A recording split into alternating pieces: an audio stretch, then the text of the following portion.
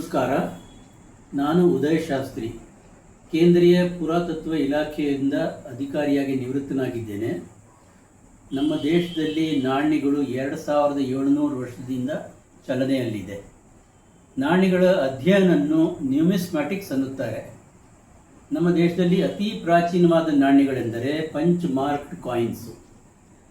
ತಾಮ್ರ ಮತ್ತು ಬೆಳ್ಳಿದು ಶೀಟ್ಗಳನ್ನು ಸಣ್ಣ ಸಣ್ಣ ಚೌಕಾಕಾರದಲ್ಲಿ ಕಟ್ ಮಾಡಿ ರಾಜ್ಯದ ಚಿನ್ನವನ್ನು ಅದರಲ್ಲಿ ಪಂಚ್ ಮಾಡಿ ಅದನ್ನು ಚಲಾವಣೆಯಲ್ಲಿ ತರುತ್ತಿದ್ದರು. ನಮ್ಮ ದೇಶದಲ್ಲಿ ನಾಣ್ಯಗಳು ಚಿನ್ನ, ಬೆಳ್ಳಿ, ತಾಮ್ರ ಮತ್ತು ಸೀಸದಲ್ಲಿ ಮಾಡುತ್ತಿದ್ದರು. ಈಗ ನಿಕ್ಕಲ್, ಕಬ್ಬಣ ಮತ್ತು ಸ್ಟೀಲಲ್ಲೂ ಮಾಡುತ್ತಾರೆ. ಈಗ ನಾವು ಶ್ರೀಮತಿ ಲಕ್ಷ್ಮಿಯವರದ್ದು ನಾಣ್ಯದ ಸಂಗ್ರಹದ ಬಗ್ಗೆ ಅವರು ತಿಳಿಸುತ್ತಾರೆ. ನಾವು ಅದನ್ನು ಕೇಳೋಣ.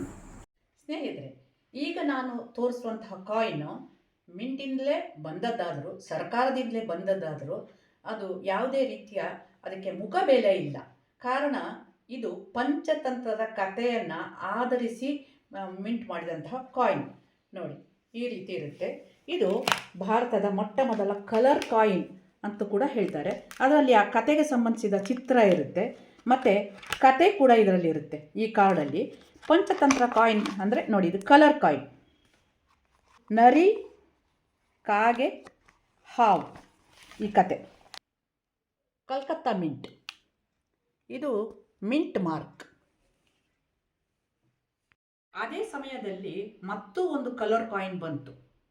ಇದು ಬೆಳ್ಳಿ ಅಲ್ಲ, ಲೋಹದ್ದು.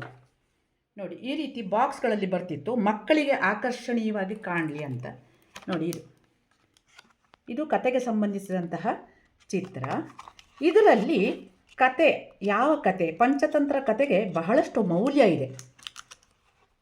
ಈ ಕತೆ ಅದರಲ್ಲಿರುತ್ತೆ, ಅದನ್ನು ಓದ್ಕೊಳ್ಬಹುದು. ಇದು ನೋಡಿ, ಕಲರ್ ಕಾಯಿನ್. ಇದು ಸಿಂಹ ಮತ್ತು ಮೊಲ, ಆ ಕಾಯಿನ್. ಸಿಂಹ ಮತ್ತು ಮೊಲ, ಇದು ಮಿಂಟ್ ಮಾರ್ಕ್. ಇದೊಂದು ವಿಶಿಷ್ಟ ರೀತಿಯ ಕಾಯಿನ್.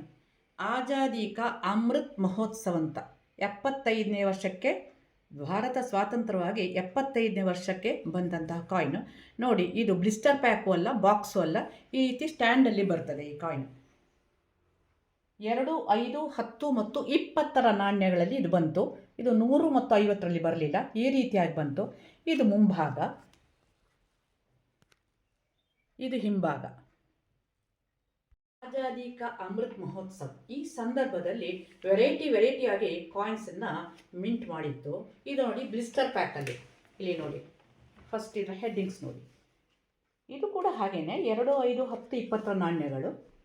ಇಲ್ಲಿ ನೋಡಿ, ಇದು ಬ್ಲಿಸ್ಟರ್ ಪ್ಯಾಕಲ್ಲಿ ಮಿಂಟ್ ಮಾಡಿದಂತಹ ಕಾಯಿನ್ಸು. ಹಾಗೆಯೇ ಇನ್ನೊಂದು ರೀತಿ ಇದೆ. ಇದು ನೋಡಿ, ಇದು ಡಿಸೈನ್ ಬೇರೆ.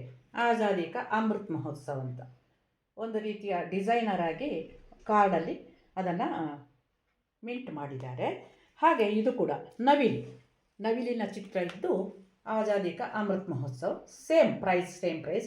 ಈ ರೀತಿಯಾಗಿ ಬಹಳ ರೀತಿಯಲ್ಲಿ ಗೌರ್ಮೆಂಟ್ ಮಿಂಟ್ ಏನಾಗಿತ್ತು, ಆಜಾದಿ ಕಾ ಅಮೃತ್ ಮಹೋತ್ಸವವನ್ನು ಬಹಳ ಸಂಭ್ರಮದಿಂದ ಆಚರಿಸಿತ್ತು. ನೋಡಿ, ಈ ಥರದಲ್ಲಿ ಇದೆ.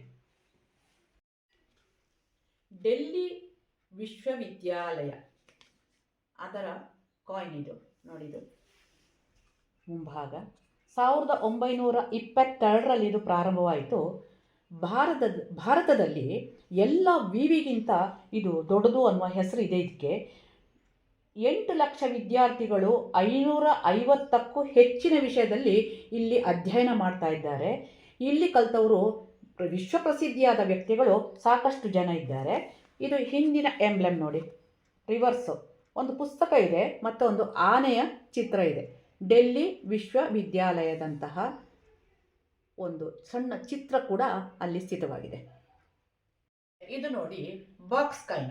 ಬ್ಲಿಸ್ಟರ್ ಪ್ಯಾಕ್ ಅಲ್ಲ, ಸ್ಟ್ಯಾಂಡ್ ಅಲ್ಲ, ಬಾಕ್ಸಲ್ಲಿ ಬಂದಂಥದ್ದು.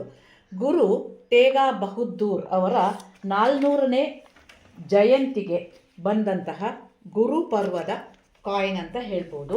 ಇದನ್ನು ಈ ರೀತಿಯಾಗಿ ಬಾಕ್ಸಲ್ಲಿ ಬರುತ್ತೆ ಮತ್ತು ಅದರಲ್ಲಿ ವಿವರಗಳೆಲ್ಲ ಈ ರೀತಿಯಾಗಿ ಕೊಟ್ಟಿರ್ತಾರೆ. ನೋಡಿ, ಗುರು ತೇಗ ಬಹದ್ದೂರ್, ಇದರ ಬೆಲೆ ಮುಖಬೆಲೆ 400 ರೂಪಾಯಿ.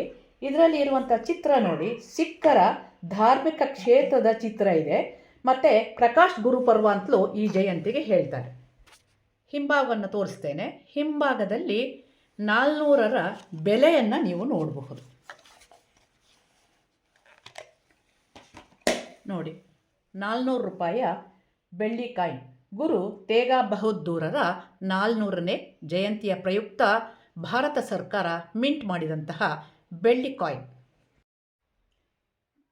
ಇದು ಕರ್ನಾಟಕದ ಹೆಮ್ಮೆಯ ಕವಿ ಮುದ್ದಣ್ಣ ಅವರ ಸ್ಮರಣಾರ್ಥ. ಅವರಿಗೆ 150 ವರ್ಷನೇ ಜಯಂತಿಗೆ ಇದನ್ನು ಭಾರತ ಸರ್ಕಾರ ಮಿಂಟ್ ಮಾಡಿದೆ. ನೋಡಿ, ಇವರ ಹೆಸರು ನಂದಳಿಕೆ ಲಕ್ಷ್ಮೀನಾರಾಯಣ್ ಭಟ್ ಅಂತ. ಇವರು ಯಕ್ಷಗಾನ ಕಲಾವಿದರಾಗಿದ್ದರು. ಕನ್ನಡ ಸಾಹಿತ್ಯ ಲೋಕಕ್ಕೆ ಬಹುದೊಡ್ಡ ಕೊಡುಗೆಯನ್ನು ಇವರು ನೀಡಿದ್ದಾರೆ. ಯಕ್ಷಗಾನದ ರತ್ನಾವತಿ ಕಲ್ಯಾಣ, ಕುಮಾರ ವಿಜಯ ಮುಂತಾದ್ದೆಲ್ಲ ಇವರ ಕೃತಿಗಳು. ವಿಪರೀತ ಅಧ್ಯಯನದಿಂದ ಇವರ ಸಾವು ಸಂಭವಿಸಿತು ಅಂತ ಇವರ ಸಂಬಂಧಿಕರು ನಂಬಿ ಇವರ ಕಾಲ ನಂತರ ಇವರು ಪ್ರಕಾಶಿತಗೊಳ್ಳದಂತಹ ಸಾಹಿತ್ಯ ಯಾವುದಿತ್ತು ಅದನ್ನು ಅವರು ಪ್ರಕಾಶನಗೊಳಿಸಲಿಲ್ಲ ಅನ್ನುವ ಒಂದು ಮಾತಿದೆ. ತುಂಬ ಅಧ್ಯಯನದಿಂದಾಗಿ ಇವರು ಮೃತಪಟ್ಟರು ಅನ್ನುವಂತಹ ಭಾವನೆ ಅವರ ಸಂಬಂಧಿಕರಾಗಿತ್ತು. ಇವರು ನಮ್ಮ ಕರ್ನಾಟಕದವರು, ಕನ್ನಡ ಕವಿ ಅಂತ ಹೇಳಲಿಕ್ಕೆ ಬಹಳ ಹೆಮ್ಮೆ ಆಗುತ್ತೆ. ಪಂಚಮಾರ್ಕ್ಡ್ ಕಾಯಿನ್ಸ್ ಆದಮೇಲೆ ಕ್ರಿಸ್ತಪೂರ್ವ 2ನೇ ಮತ್ತು 1ನೇ ಶತಮಾನದಲ್ಲಿ ನಮಗೆ ಅಚ್ಚು ಹೊಯ್ದಿರೋ ನಾಣ್ಯಗಳು ಮತ್ತು ನಾಣ್ಯಗಳ ಅಚ್ಚುಗಳು ಕೂಡ ಸಿಕ್ಕಿದೆ. ಇವೆಲ್ಲವೂ ಪುರಾತತ್ವ ಉತ್ಖನನದಲ್ಲಿ ಸಿಗುತ್ತವೆ. ಅಚ್ಚುಗಳು ನಮಗೆ ಟೆರಕೋಟಾಯಿಂದ ಮಾಡಿರೋದು ಸಿಕ್ಕಿವೆ. ಇದಲ್ಲದೆ ನಕಲಿ ನಾಣ್ಯಗಳು ಮತ್ತು ನಕಲಿ ಅಚ್ಚುಗಳು ಕೂಡ ಸಿಕ್ಕಿವೆ.